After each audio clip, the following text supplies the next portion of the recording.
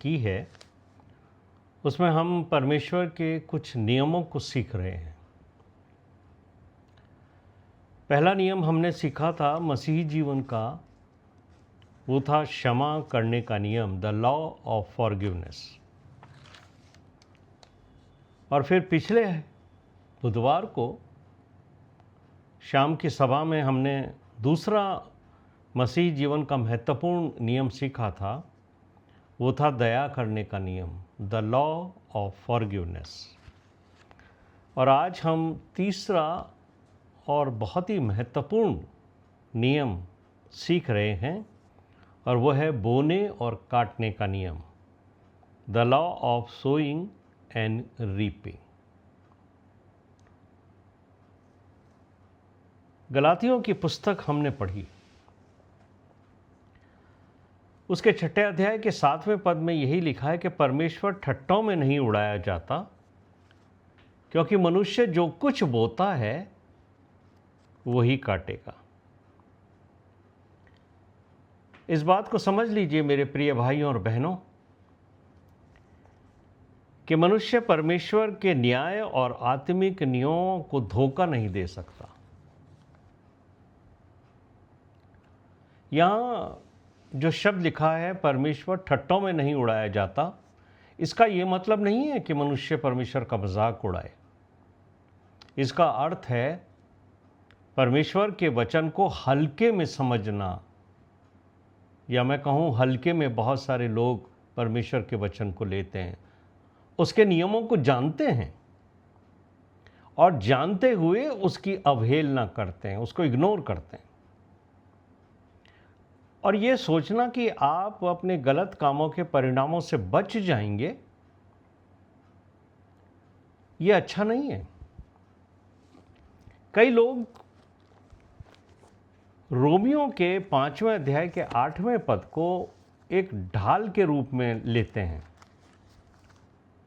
Romeo का 5वां अध्याय उसके 8वें पद में जो बात लिखी है, मैं आपको उसके लिए पढ़ देता हूं ताकि आप उससे कंफ्यूज ना हो।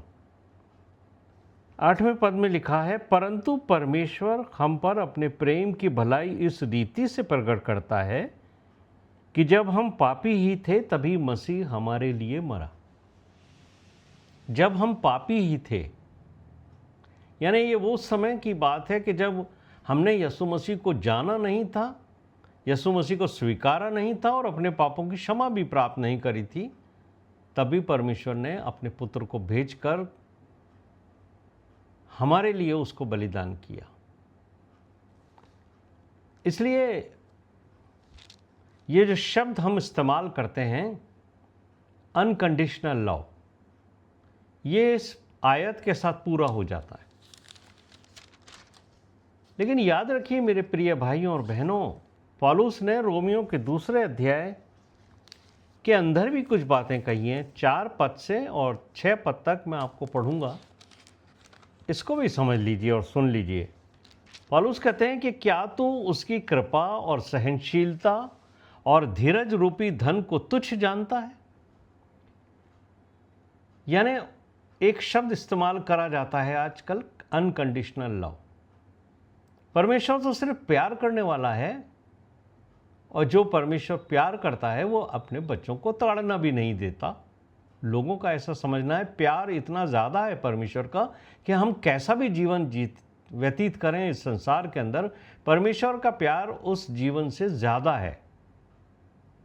यानी उसका रहमो करम हमारे पापों से ज़्यादा है, इसलिए वो हमें नरक की आग में तो भेज ही नहीं सकता, क्योंकि हम उसके बच्चे हैं। बहुत सारे लोगों को बहुत सारी गलतफहमियां हैं कि परमेश्वर ने इस तरह का न्याय नहीं रखा है।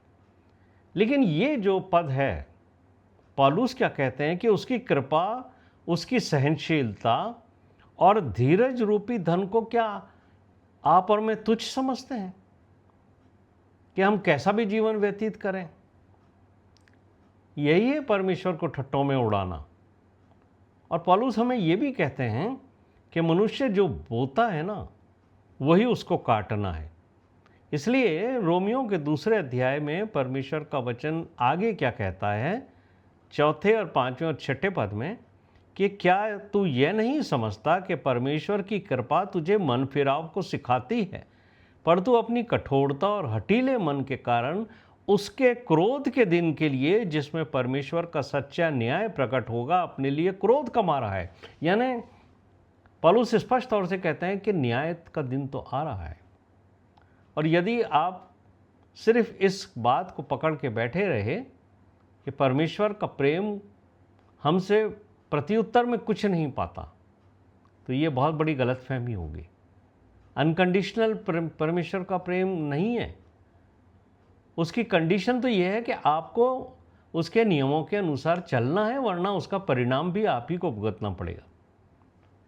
क्योंकि यहाँ स्पष्ट तौर से लिखा है कि हम परमेश्वर के सच्चे न्याय को जो प्रकट होगा उसके लिए हम परमेश्वर का क्रोध कमा लेंगे। और छठे पद में लिखा है वो हर एक को उसके कामों के अनुसार बदला देगा। तो कामों के अनुसार हमारा न्याय भी होगा, लेकिन विश्वास के द्वारा हम परमेश्वर के क्रोध से तब बचेंगे जब हम उसके नियमों के अनुसार चलेंगे। यीशु मसीह के लहू को ले लेना, उससे अपने पापों को धो लेना और फिर जैसा चाहे वैसा जीवन व्यतीत करना, ये परमेश्वर मुझे और आपको कहीं भी इस बात की परमिशन नहीं देता। लेकिन ये समझ लीजिए कि परमेश्वर मनुष्य के बाहरी रूप से कभी भी प्रभावित नहीं होता। ये जो हमारा बाहरी धार्मिक रूप है, जिसके बारे में मत्ती के 6 अध्याय में पढ़ा गया कि जब हम परमेश्वर के लिए भेंटें लाएं, परमेश्वर के लिए कोई भी काम करें और उम्मीद रखें कि लोग, कलीसिया मंडली या कलीसिया के अगुवे हमारी प्रशंसा करें, तो वहाँ पर ये लिखा हुआ है कि तुम मनुष्यों से जो प्रशंसा प्राप्त करोगे तो उसका प्रतिफल तो तुम्हें मनुष्यों के द्वारा मिल गया, आदर मिल गया, वाहवाही मिल गई, आपका नाम ऊंचा हो गया। लेकिन आगे ये भी लिखा है कि तुम परमेश्वर से कुछ भी प्रतिफल नहीं पाओगे। मुझे और आपको समझना है कि क्यों परमेश्वर ने ये नियम बनाया है, बोने और काटने का नियम। इसके महत्व को समझना मेरे प्रिय भाइयों और बहनों। जीवन में बोने और काटने का नियम है। तो जो कुछ भी आप अपने जीवन में बोते हो, उसमें से बहुत सारा प्रतिफल आपको संसार में मिलता है। जैसे मैंने आपको प्रभु यीशु मसीह के वचनों से बताया कि यदि आप धार्मिकता काम लोगों को दिखाने के लिए करते हो, तो परमेश्वर से उसका प्रतिफल स्वर्ग में आपको नहीं मिलेगा, लेकिन यहाँ आपको मिल जाएगा। तो ये शरीर के लिए बोना है। लेकिन परमेश्वर का वचन प्रभु यीशु मसीह के द्वारा मत्ती रचित सुसमाचार 10वां अध्याय 42वें पद में ये कहता है कि अगर आप किसी विश्वासी चेले को एक ठंडा गिलास पानी भी पिलाते हो, तो आप अपना प्रतिफल हरगिज नहीं खोओगे। यानी कुछ प्रतिफल ऐसे हैं जो संसार में बोए जाते हैं, लेकिन स्वर्ग में आप उसकी फसल काटोगे। और यही बात यीशु मसीह ने मत्ती के 25वें अध्याय के 35वें पद और आगे कही है कि मैं जब भूखा था तो तुमने मुझे रोटी खिलाई, जब मैं बिना कपड़ों के घूम रहा था तब तुमने मुझे वस्त्र दिए। और लोग उससे पूछेंगे, वहाँ स्वर्ग के अंदर ये बात होगी, प्रभु आपको हमने कब देखा कि आप भूखे थे और हमने कब आपको भोजन कराया? तो प्रभु यीशु मसीह यही कहेंगे कि ये जो छोटे से छोटे गरीब, परेशान लोग, दुखी लोग, जिनकी तुमने मदद की, तो समझो तुमने मेरी ही मदद की। इसलिए पिछले दफ़ा जो हमने नियम सीखा था, द लॉ ऑफ मर्सी, दया करने का नियम, उसमें याकूब अपनी पत्री में ये कहते हैं कि जिन्होंने दया नहीं की उनका न्याय बिना दया के होगा, क्योंकि दया जो है वो न्याय पर गालिब आती है। यीशु मसीह मुझे और आपको बहुत सारी बातें सिखाते हैं। और पुराने नियम का एक महत्वपूर्ण पद मैं आपके सामने रखता हूँ, उसको आप ज़रूर से पढ़ें और अंडरलाइन कर लें, नोट कर लीजिए इसको। ओबेदिया की जो पुस्तक है उसमें एक ही अध्याय है और उसके 15वें पद में स्पष्ट तौर से ये लिखा है कि जैसा तूने किया है वैसा ही तुझसे भी किया जाएगा, तेरा व्यवहार लौटकर तेरे ही सिर पर पड़ेगा। ओल्ड टेस्टमेंट में भी परमेश्वर का वचन मुझे और आपको ये बताता है, जो कुछ तुम करोगे ना, जैसा तूने किया है वैसा ही तुझसे किया जाएगा। परमेश्वर का वचन मुझे और आपको न सिर्फ वार्निंग देता है बल्कि उत्साहित करता है कि हम अच्छे और भले काम भी करें। सिर्फ स्वार्थपूर्ण काम नहीं करना है हमें, क्योंकि वचन क्या कहता है ओबेदिया की पुस्तक में कि तेरा व्यवहार लौट कर तेरे सिर पर ही आएगा। यदि आप अपने शरीर के लिए बोते हैं, जो गलातियों की पुस्तक में लिखा है, जो मनुष्य शरीर के लिए बोता है वो उसका प्रतिफल पाएगा, लेकिन जो आत्मिक जीवन के लिए बोता है, आत्मा के लिए बोता है, वो उसका प्रतिफल पाएगा।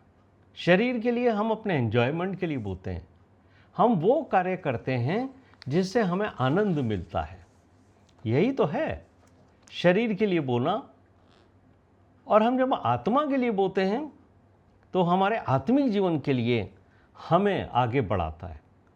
तो मेरे प्रिय भाइयों और बहनों, ये जो बोना और काटने का नियम है, ये लगातार चलता रहता है हमारे जीवन के अंदर। और फसल है हमारे चुनाव। आप कैसा चुनाव करते हो?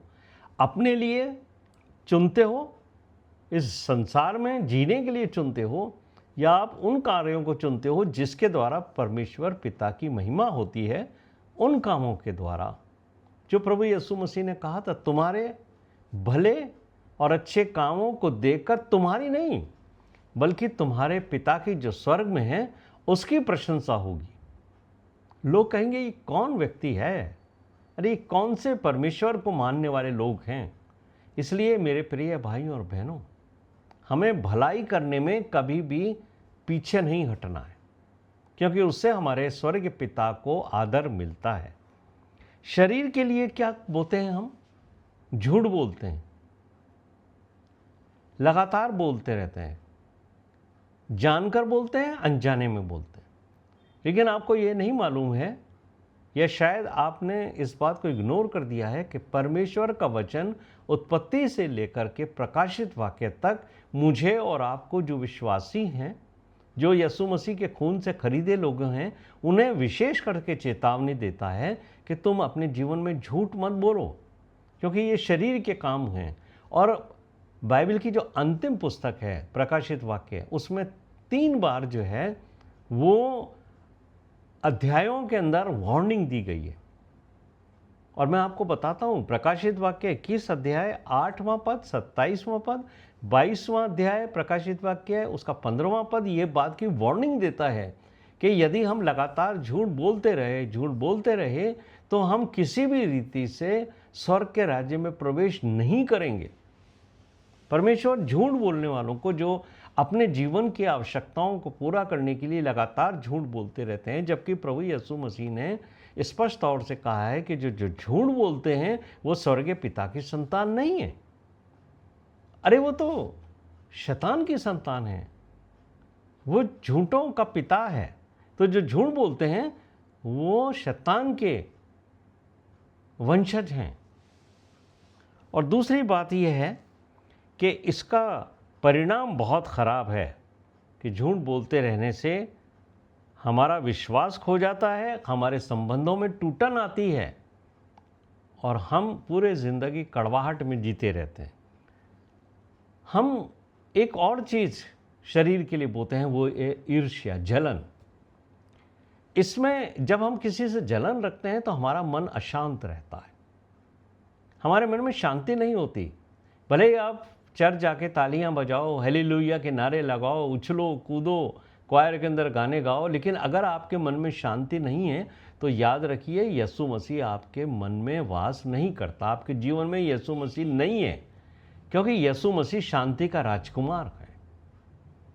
और अगर मैं और आप जो यीशु मसीह को मानते हैं, उसके पीछे चलने का दावा करते हैं, हमारे मनों में शांति नहीं है, तो हमारे मन में शांति का राजकुमार भी नहीं है।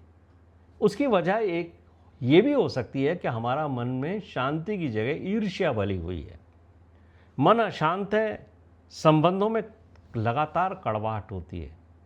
और देखिए राजा शाऊल, दाऊद, इसके जीवन से आप पढ़िएगा। पहला शमूएल 17वां अध्याय 57वें पद से लेकर 18वें अध्याय के 16वें पद तक आपको समझ में आ जाएगा कि जिस दाऊद ने शाऊल राजा की इतनी मदद की कि गोलियत को मारा, लेकिन जरा सी बात के ऊपर कि जो महिलाएं हैं, लड़कियां हैं, वो बेहद खुशी के साथ नाचते हुए ये गीत गाती हैं कि दाऊद ने लाखों को मारा और शाऊल ने हज़ारों को मारा। शाऊल के मन में जलन और ईर्ष्या हो गई और उसका परिणाम आपको मालूम है कि क्या हुआ। तो ईर्ष्या जो है वो शरीर के लिए बोने वाली चीज़ है।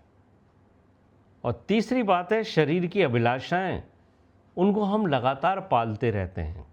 ये हमारे को आत्मिक जीवन में कमज़ोर कर देती हैं, लालचों में फंसाती हैं, गलत रास्तों पे ले जाती हैं और हमारे को अनंत विनाश के अंदर लेके जाती हैं।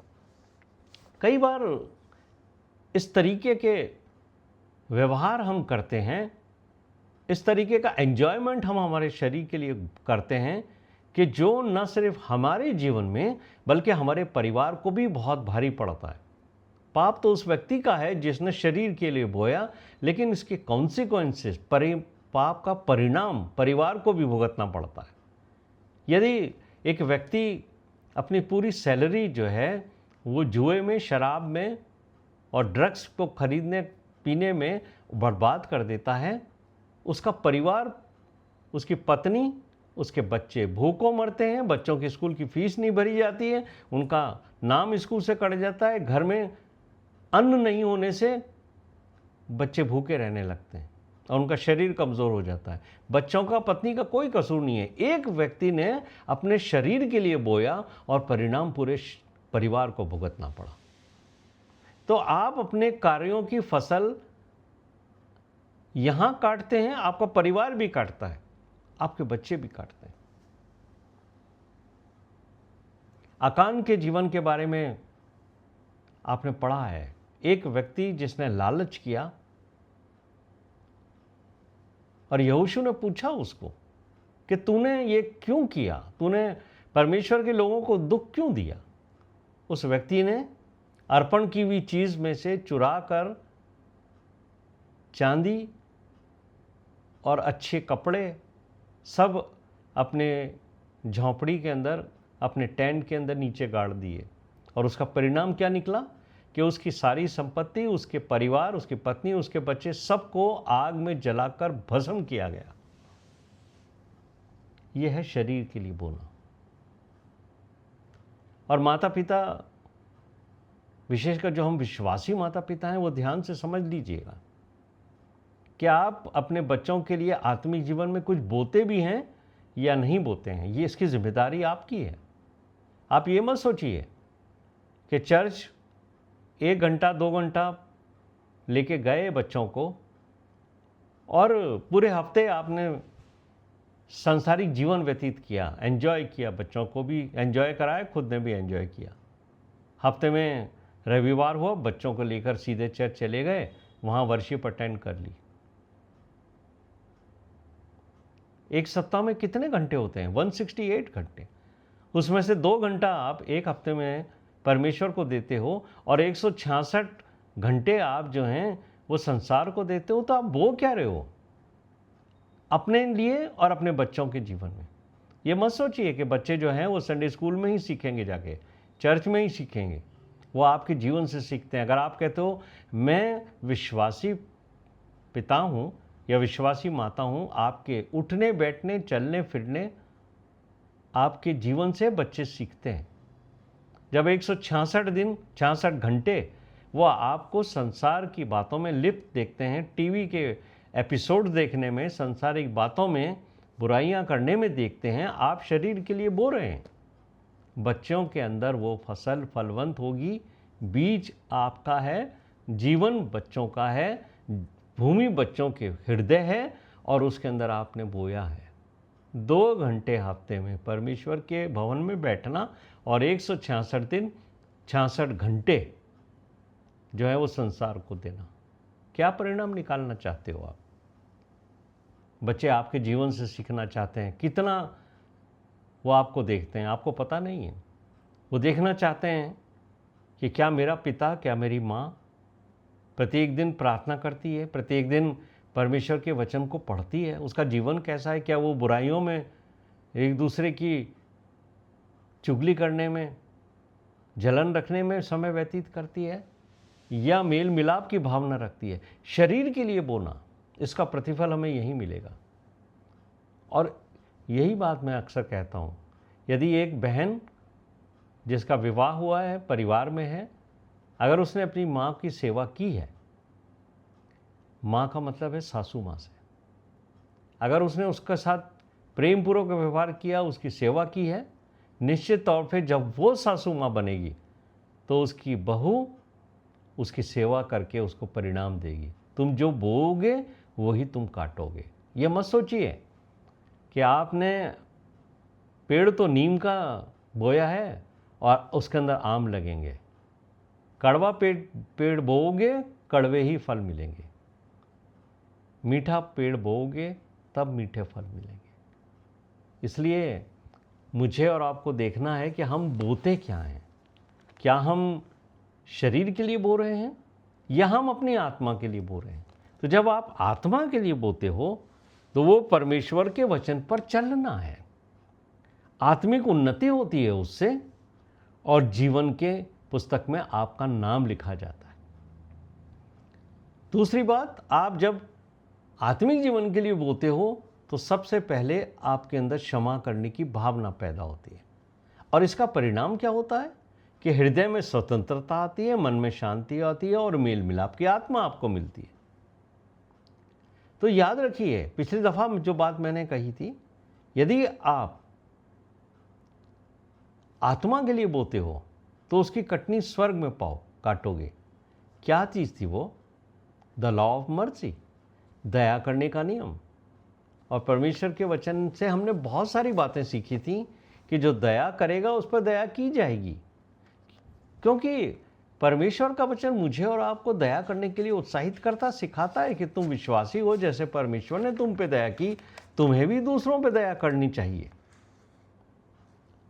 पहला यूहन्ना 3 अध्याय उसके 17वें पद के अंदर ये बात समझाई गई थी पिछली दफ़ा कि जिस किसी के पास संसार की संपत्ति हो और वह अपने भाई को कंगाल देखकर उस पर तरस खाना ना चाहे, तो उसमें परमेश्वर का प्रेम कैसे बना रह सकता है? आप कितने भी दावे कीजिए, जो आप बोओगे वही आपको काटना है। और हम ये बात देखते हैं मेरे प्रिय भाइयों और बहनों कि जो कंगाल की सुधि लेता है वो परमेश्वर को उधार देता है। ये तो परमेश्वर का वचन कहता है, और परमेश्वर को हम उधार नहीं दे सकते, लेकिन उसकी कटनी हम स्वर्ग में काटेंगे। मेरे प्रिय भाइयों और बहनों, सबसे महत्वपूर्ण आत्मिक संदेश यही है, और ये वचन हमें चेतावनी देता है कि परमेश्वर की कृपा को पाप करने की अनुमति ना समझें। जो बात रोमियो के 2 अध्याय 4 से 6 में मैंने और आपने पढ़ी। लेकिन गलातियों की पुस्तक में पौलुस मुझे और आपसे कहता है, परमेश्वर ठट्टों में नहीं उड़ाया जाता है, न्याय जरूर होगा। क्योंकि वचन कहता है मनुष्य के लिए मरना और फिर न्याय का होना आवश्यक है। लेकिन एक बहुत ही सुंदर आशा भी है, वो गलातियों की पुस्तक 6 अध्याय उसके 9वें पद के अंदर है, और मैंने और आपने उसको अभी पढ़ा है। गलातियों की पुस्तक 6 अध्याय उसके 9वें पद में लिखा है, हम भले काम करने में साहस ना छोड़ें, क्योंकि यदि हम ढीले ना हो तो ठीक समय पर कटनी काटेंगे। यानी मुझे और आपको भलाई करते रहना है, तब हम सही कटनी काटें। जो आप बोओगे वो आप काटोगे। और इसका जो इक्वेशन है, जो इसकी गणित है, वो भी आप समझ लीजिए। आप एक आम की गुठली बोते हो, लेकिन आपको हज़ारों आम खाने को मिलते हैं। यही है परमेश्वर की आशीष।